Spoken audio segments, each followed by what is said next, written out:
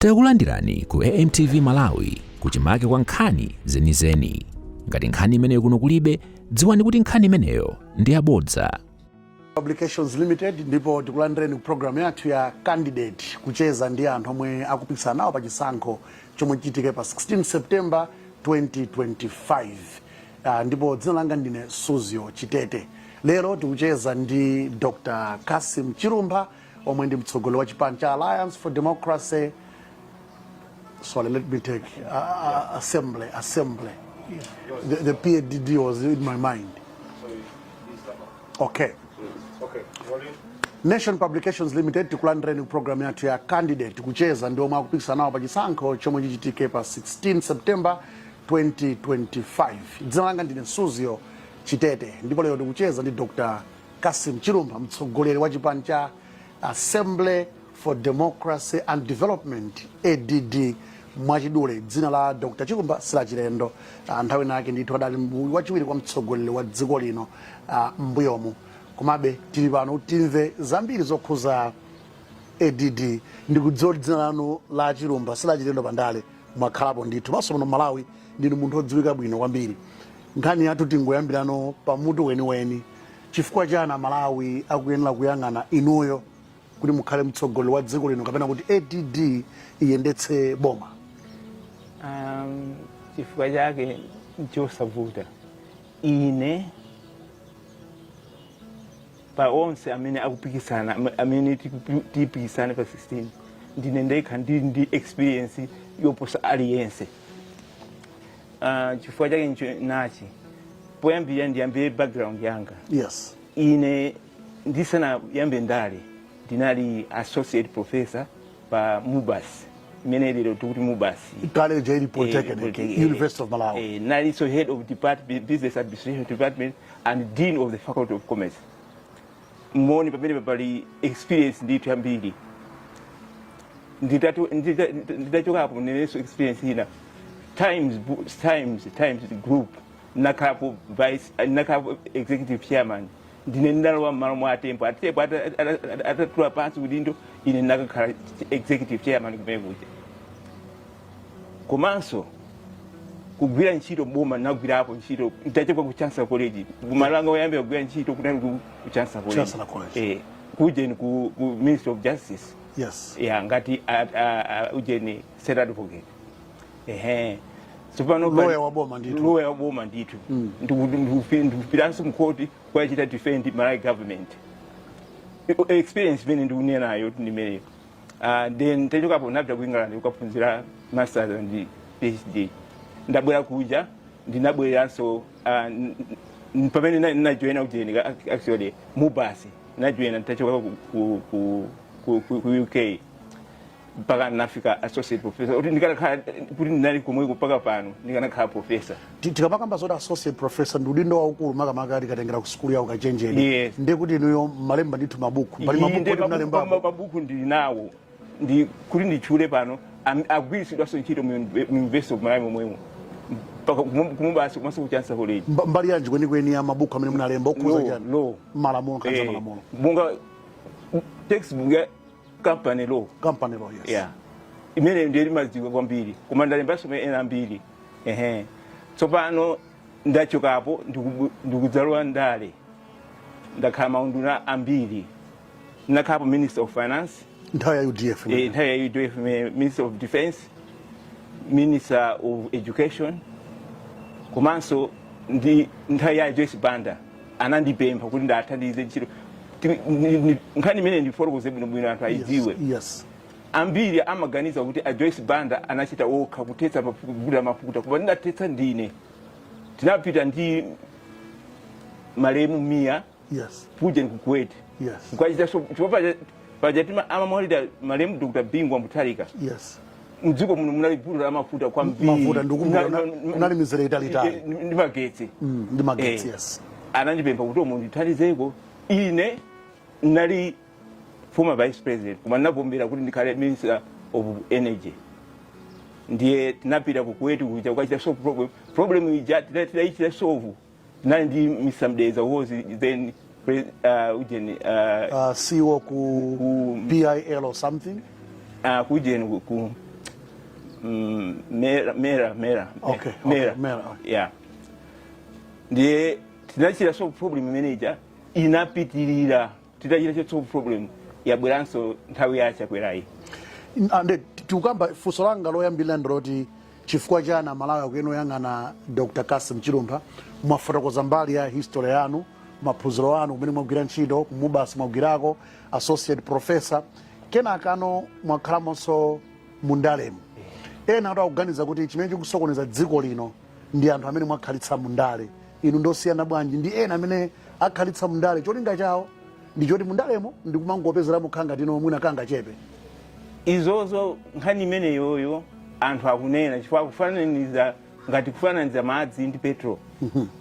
Inasanispatikize ndi anthu ena iyayi. Ina ndiyo yang'ani mbiri yanga imene ndikufotokoza papa kuti ine for example sindili ngati achakwera mwachitsanzo chabe ine ndinosiyana ndi achakwera chifukwa achakwera kubwera ku president kuchoka magwira ntchito kuchipiku amatero timamva chocho pakuti kawiri amakonda kuti iwowo sanagwira ntchito kwina kulikonse kuchipiku ine sindikunena za kuchipiku ine ayi komanso anakhalapo mtsogoleri wa mpingo chabwino koma ine sindili choncho china chake choti iwo adziwe anthu choti ineyo ngakhale andinamizira milandu yambirimbiri nanamiziridwa milandu yambirimbiri kukonjezerapo wa treason mpaka panopa panamveka khangati mulandu uja watha kenaka wayambiranso ndanamiziridwa milandu yambirimbiri koma sina palibe amene angabwere ndi umboni wogwira mtima kuti uyu adabapo ndalama olo adachitepo chinyengo palibe ndi Dr. Chilumpha mwakamba nkhani yabwino kwambiri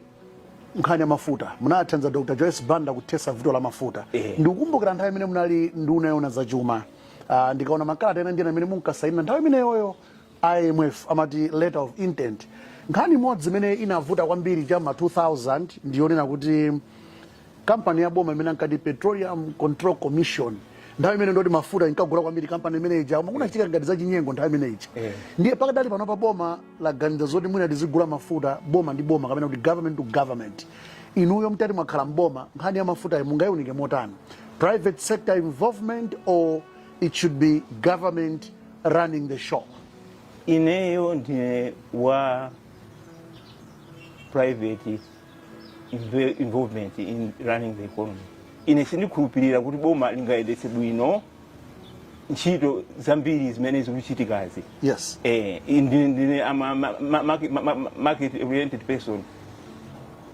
ndiye pamene boma likufuna ligwire ujeni likhazikitse ujeni njira yoti zigula government ndi zabwino koma nzofuna kuti pakakhala vuto monga mmene ndachita nthawi ya Joyce Banda pakakhala vuto chifukwa ngati private sector amakhala ndi mavuto ena private sector yokhaya singayendetse zinthu yayi koma ifunika ndi boma zizigwirizana koma wotsogolera poyendesa ntchito za business ine ndimakhulupirira kuti wotsogolera ndi akhale a private sector. Let's take this question also in English because I know we have the international community, the IMF, World Bank.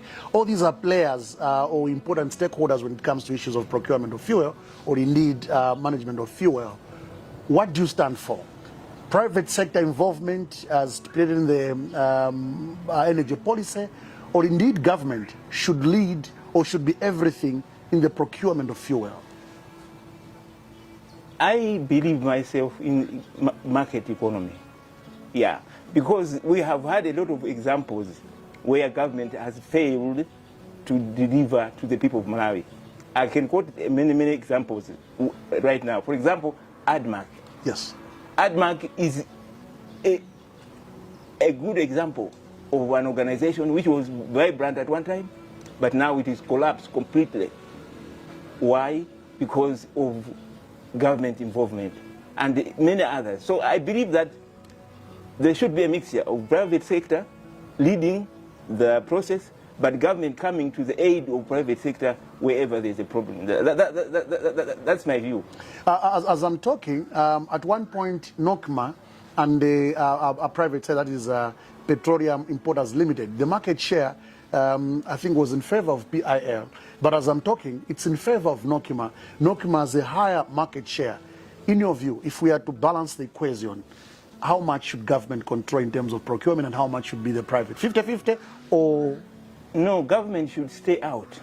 Completely out. Yeah, completely out. I believe government should actually bail out the private sector whenever there's a problem, but government should not take a lead. Yes. Yeah. Yes, there will be areas where we need to have government involvement because private sector is unable to participate. Yes. Yeah, there is no experience, but right now we have built a lot of experience in the private sector, in the field of petroleum. The private sector knows what to do, and they do it well, I think, in my view. But wherever there's a problem, government must come to the assistance of the private sector. That's my belief. I'm a market economist myself, because but not necessarily because I was born like that, but it is because I've seen a lot of experience. Yes. In which government has not managed to do things properly.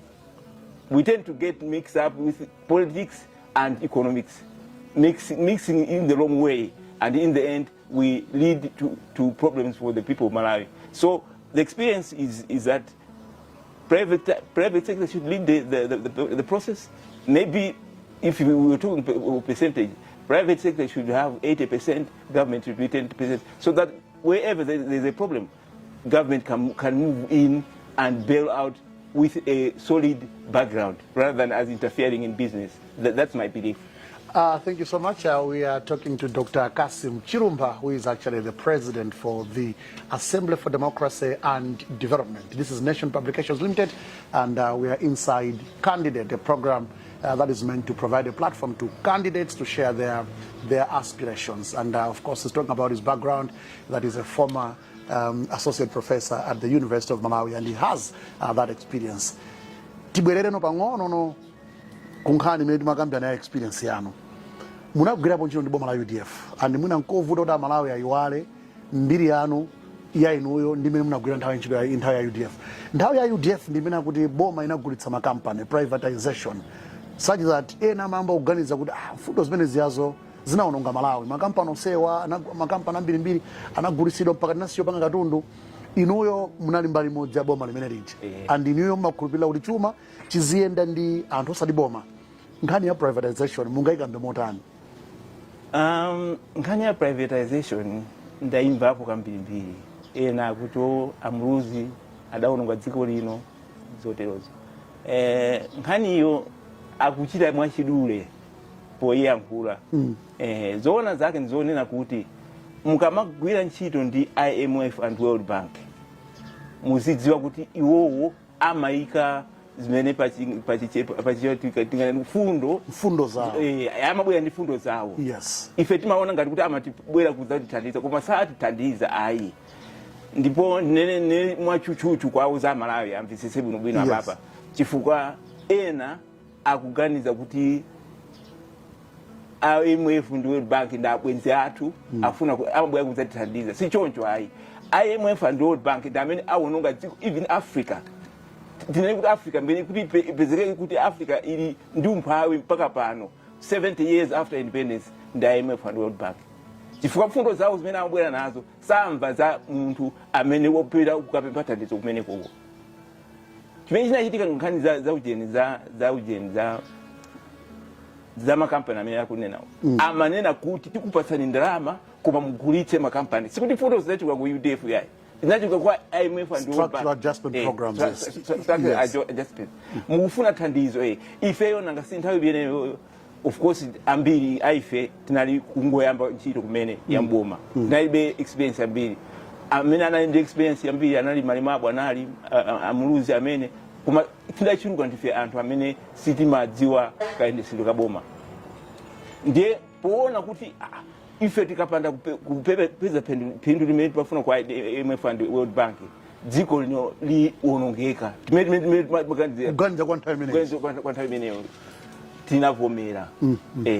Komanso sikuti zinali zocheza yaya, zinali nkhani yakuti ifeyo tabwera kulongo tikupatsani ndalama koma mugulitse makampani awawa. Chifukwa chake chimene amanena choncho zimene ndanena zija zokuti boma kawiri tivomere. Silimayendetsa bwino ujeni makampani. Samayenda bwino ayi. Monga MDC ida company ya bwino. Koma nthawi imene ijayo itachakachika ikuta MDC makapana ambiri maumboni atachita ma-audit amasonyeza kuti boma limaononga ndalama ndipo Dr. Chilumpha ndikuyenda pakamwa khanga limwamba nkhani yopatsa chidwi kwambiri imene mwina ndala mbiri amayopa makamaka kakhala udali mboma mukuti IMF World Bank ndiyomwe yaononga dziko lino komanso ku Africa zoona mukalowa mboma ngati ADD ubale wanu uzakhala wotani. You not deal with IMF and World Bank, and probably if you can take this question in English, you're saying IMF and World Bank, they are responsible for the economic destruction not only in Malawi but in Africa. Is that what ADD believes in? And if you get into government, you will not deal with the two institutions? No, I'm not saying I will not deal with them, but I am just saying that's the reality. Yes. of the situation. And there is evidence to that. Evidence to that.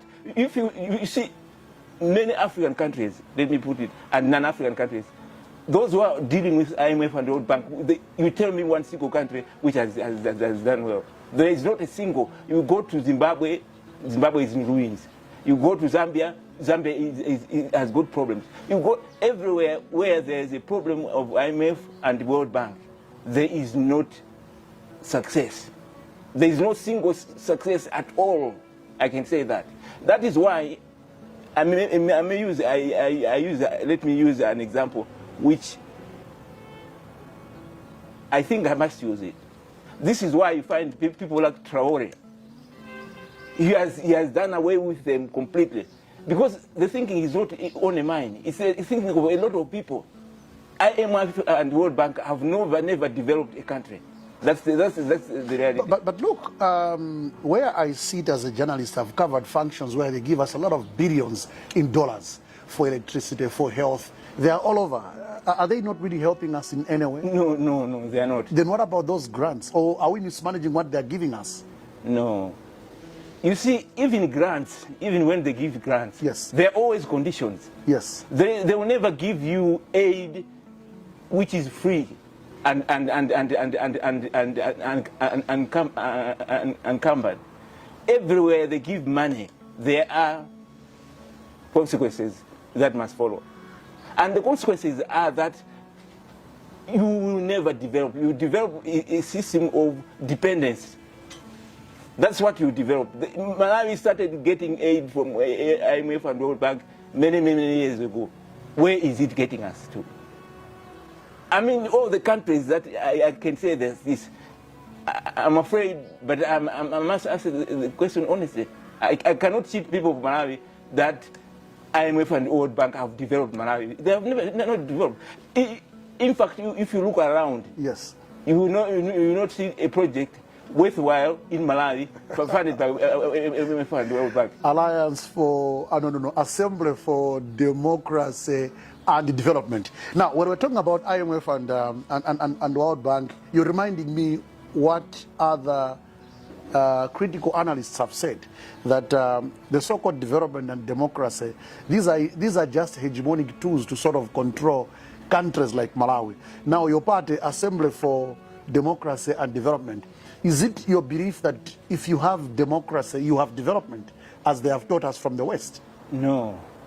If you have democracy, this is why these two words are used the way they are. Yeah. There is democracy separate and development separate. Separate, yes.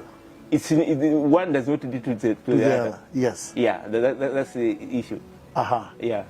So all these things that we hear, for example, you need to be democratic. For example, Malawi has been a democracy for quite a long time, but we can't see the development. So we can't really say if you have democracy. Because Malawi is dependent on the World Bank and the IMF. That's the problem. How do you explain cases like Rwanda and probably Far East, China, where the West would say it's not democratic, but I think these countries are sort of advancing?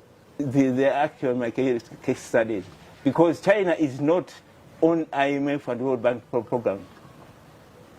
You're right, I agree with you. Yes. China is not on World Bank and IMF program. Kutanthauza kuti ngati chipani noyo masomphenya anu ndiwo khanga tino kupita mbali ngati zimenezozo kwa china China pang'ono kumaganiza kuti IMF tintaye World Bank tisamakhulupirire kwambiri thandizo limene akubweretsa mayiko ngati amenewa kapena mabungu ngati amenewa tikhale patoka. Ineyo ndinezoona panopa. ine ndidakhala kuti dziko lino ndilimo ndekha. Yes. Sindingapite kwa IMF and World Bank and kukabweka ndalama ndikoza ngoti ndizigona ndi njala, because you have a better way of developing that way. Koma ukangopita kwa IMF ndi World Bank basi udziwe kuti simudzalemera mpaka nakalekale muferamo. Mwinapongo phatikizano ku IMF and World Bank tili munyengo yoti boma la America pansi pa ulamuliro wa Donald Trump asintha fundo zawo kuoneka kuti thandizo limene timalandira kuchokera ku America mwina sitizilandiranso chimene chingati ADD mwachilandira motani malinga ndi fundo zimene mukukambazo. Zimenezo zikundilimbitsa mtima kuti kudalira anthu ena monga maiko akuzambwewa simungalemere. Ndinene ichi kumwachira ife tizifunse ngati amalali kuti kodi nchifukwa chani miyala ya pansi pa golide ndi zenda zikupezeka nthawi inoyo. Zaka zonse 31 tinali pa ulamuliro wa MCP sipanavike kuti yani nayo ya godi tinali zimene tili nazo chifukwa chake nchani. Ndimve pamene papo chifukwa chake nchani sizimamveka mboyo.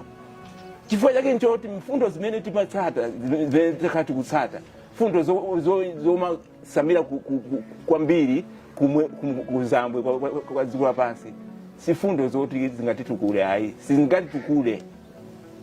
Ine ndanena kuti muone kuleke chisazi cha pafupi kuti mukapita ku Lilongwe muona Lilongwe akukungula posa mene Dr. Pandama mwalira akukungula. Koma zimene zisi zinabwera kuzambwe ayi zabwera ndi maiko ena fundo zina munga parliament ija ati ma Chinese. Yes. Papompa na mangaso hotelo ya pompa jaso ma Chinese. Ngonaso kumaso kunokoso Blantyre ujeni nyumba yabu ino imene ili pa civic center from China. Kuma ife takhala pansi pa ulamuliro wa Britain pansi itu wa ulamuliro zaka 31 ndipo timachita kwa dira kwa mbira mmanja kuchiri anagwa munga mwachisatu pankani imodzi imene kundipweteka mtima anagwa mapaki onse amdziko muno sali mmanja mwatu ali mmanja mwa Britain. Chabuno Dr. Chilumpha tingomwena madzikayi pang'ono nkhani zokhanga zikukoma. Program yake ndi ya candidate kucheza ndi mtsogoleri wa chipani cha Assembly for Democracy and Development ADD Dr. Cassim Chilumpha. Candidate ndi program yake pano pa Nation Publications Limited kucheza ndi Dr. Cassim Chilumpha mtsogoleri wa chipani cha ADD.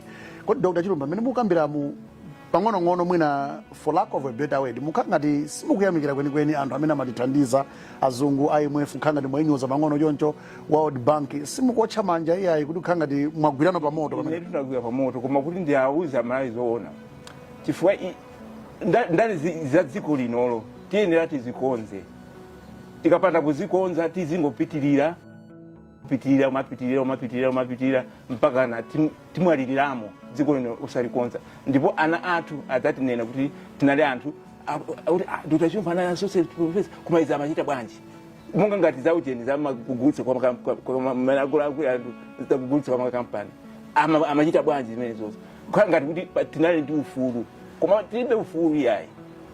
Ufulu ndiwongo nena opa momopoka ndiye ine kupya manja ndipya manja koma kuti tiziuzana zoona.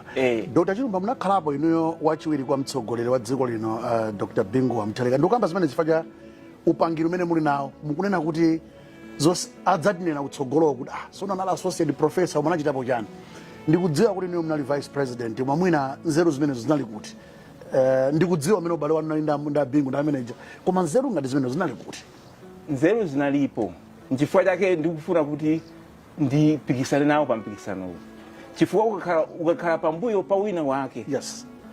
Umanya vice president yes. It's not deputy president. Yes. But kusiyana yes. Vice president umanyenera utsate zimene bwana akunena ulibe mwayi woti unene zinthu zimene zili kukhosi kwako zimene kudziwa sungateke yayi tsopano zimene zozo ndi zimene tikufuna kuti tikonze kuti kodi tipange bwanji kumano nkhani yake ndi chidwe chake chimwecho kuti ukakhala uli kumbuyo mnamvapo kuti wapakira saimba bero kumano ndinu wati mukalowa mboma muzapanga motani tifankhani ama vice president mavuto anayambira ndi nomwe tinaona tonse amalewezi mavuto anthu anaonaso so zimakhanga tubale wa president ndi vice ndovutirapo mono ngati ADD inoyo maganizo anu akhoza kukhala otani kuti pazakhalebe ubale wabwino wachiwiriyo azithaso kuyimba bero kapena azikhalabe ndi mwayi ogwiritsa ntchito nzeru zake asamangotsatira izozo ndizofuna kuti munthu unene mmene umakhalira ndi anthu chifukwa zinazi mavuto enawa amabwera chifukwa chakusafuna kukhala pamodzi ndi anthu chimene chimavuta ukakhala kuti munthu sunazolowere kukhala ndi anzako sumafuna anzako kuti zawo maganizo awo azitani azituluka ndi nkhani yachi ndimeneyo sipamene ineyo ndikudziwa kuti ndapeza mavuto amenewa ndikwalonjeza Malawi sindidzabwezanso zimenezozo ayi ufuna chifukwa chimene chikufunika Malawi muno nje kuti aliyense atekepo mbali pokweza dziko lino so nkhani ya vice president ndi president sinkhani ya malamulo yayi ndi umuntu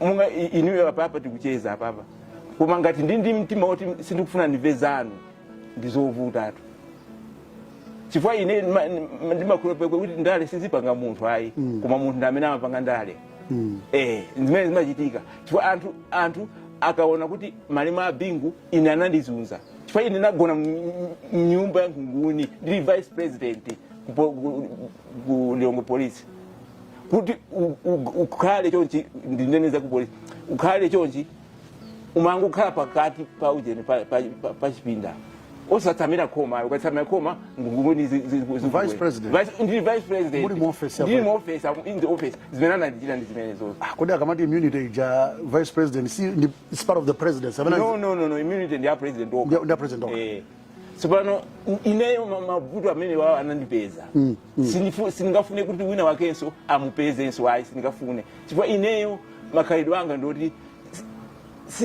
sindimakondwera kuzunza munthu sindinakondwera sindinazunzepo munthu ayi sipano ungandifunsa ineyo ngati munthu ndikuwuzani kuti ineyo ndaphunzirapo phunziro kuti ukakhala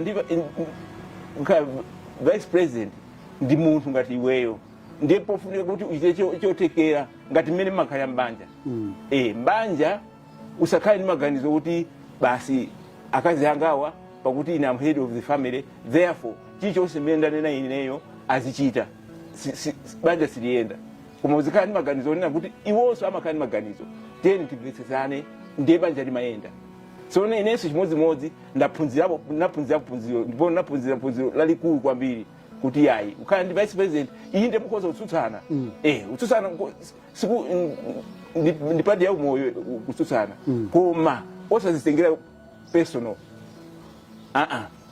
ndiye ineyo sindidzabwerenza zimene zozo chifukwa chakuti naphunzira phunziro napsya manja nditero chabwino tinaunika vuto la mafuta tibwereno ku vuto la fertilizer tione vuto lona la kusowa ndalama zakunja forex vuto solina limene mabweraponso ni nkhani ya chakudya muno Malawi inuyo mwakonza zotani zimenezi tizingakonzedwe motani kukonza kwake ineyo chimene ndinganene choona chenicheni choti Amalawi adziwe dziko lino sikuti ndilosauka kotero kuti lingazisowe ndalama zakunjayi chimene chachitika pa boma limene lilipoli ndikuononga ndalama ndi chimene chati dziko linolo muone kuti ndikoyamba dziko lino la Malawi kuti tisowe forex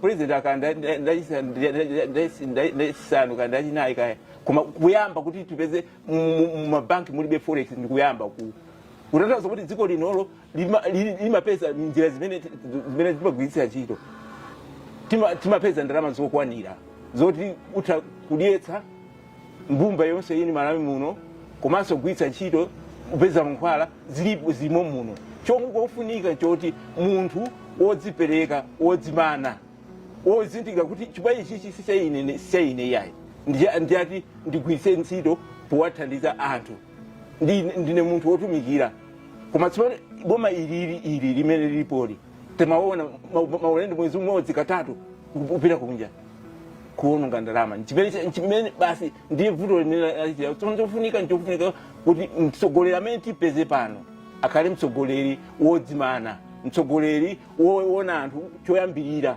iyeyo ngumabwera kachiwiri ndikanena ndalama ndinene nkhaniyi posera apa tamba kuti 67 billion yaperekedwa ku State House pamene aliyense mdziko muno akudziwa kuti chaka chapaa kunjala chifukwa mvula sina kwabwino ku Central Region koma ndalama osafuna kuti tisungeko kuti boma limene likubwerali lidzagwiritse ntchito koma 67 billion how much munthu mmodzi udya bwanji wekha family imodzi 67 billion dziko la umpanga tilino zimene zofunika kuti tigwirizane kuti zisadzachitikezo dziko muno komanso nkhani ya expense ndinanena iyi chifukwa ena amati akalowa boma amaganiza kuti muli chuma chosefukira ngati boma ilili kuganiza kuti zosefukira ngakhale ndidye bwanji siziyithayi koma inena kapo experience ngati Minister of Finance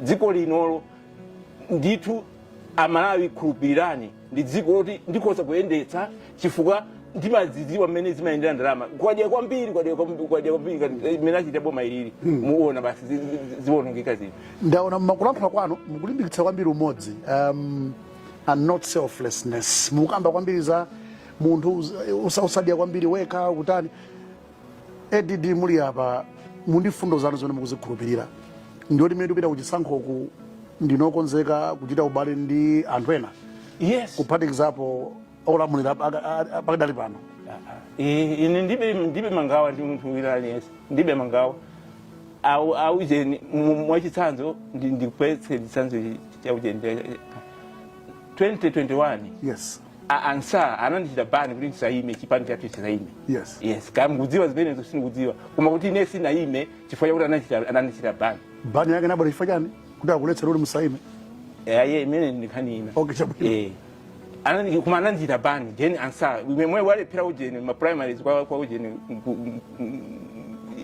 anandichita bani sinaime chifukwa chake ndimenecho koma ndinachita support Professor Mutharika chifukwa nimaona ngati kuti pakati pa MCP nali modzi pamene timamenyera ufulu wa dziko lino amene nimaidziwa MCP chifukwa nani mnene wa ujeni UDF ndipo nimadziwa kuti ikangobwera MCP tili pa mavuto nani nasoshocho pa TV ya Zodiac nani nacho kuti amalawi chonde tiye tivotere Arthur Peter Mutharika chifukwa chake nimaona kuti Peter Mutharika nakumana naye ndipo nadziwa kuti akulu awa alinitima wajali wabwino anthu pamene pajapa makuda bwani Dr. Chilumpha Chilumpha mpaka kulumikizana ndi DPP apita Mutharika komano abingu khanga anazunza kwambiri sakutengera zimenezo bwani nabe nawo magawa koma ndimafuna ndiwauze dziko lino ndicha zinthu zambiri inandiphunzitsa napita ku UK kuchita ndifuna ntchito yake ndioti ineyo ndiziliuza zoona ndipo ndinanena kuti pakati pa MCP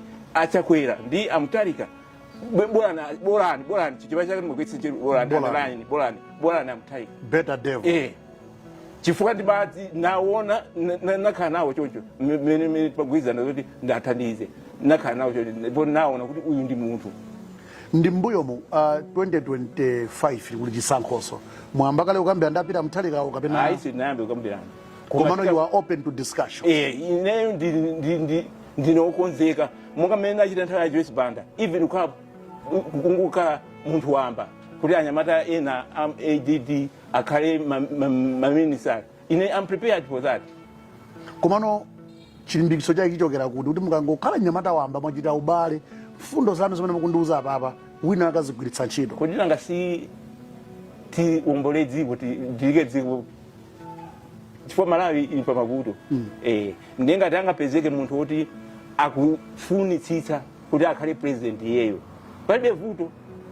palibe vuto komano ineyo chimene ndikufuna kuti ndinene apa nchonena kuti dziko ili la Malawi si dziko la umphawi monga mnafutsira funso lanu kuti mwakonza bwanji ineyo chikhulupiriro ndinacho kuti dziko ilili sila umphawi likoza kudzidyetsa Malawi akhoza kuzidyesa ponga amene anazidyesa nthawi yawo jeni mapresident onse amene apita kumbuyo amene sitinasowe forex sitinasowe fertilizer sitinasowe yani panalibe chosowa mankhwala samasowa mchipata zonse zimayenda bwinobwino zayamba kusowa pa nthawi iyi imene tinayo inoyo ndi pamene zasowa zinthuzi tathauza kuti dziko ili likhoza kuzidyetsa koma chofunika ndichoti anthu amene akulowa boma amene kusankhako tisankhe anthu odziwa sipanene ndikunena kuti ine Amalawi ndisankheni chifukwa ineyo ndithu ndikutsimikizirani kungolowa muje boma ndinazo zonse zofunikira zoti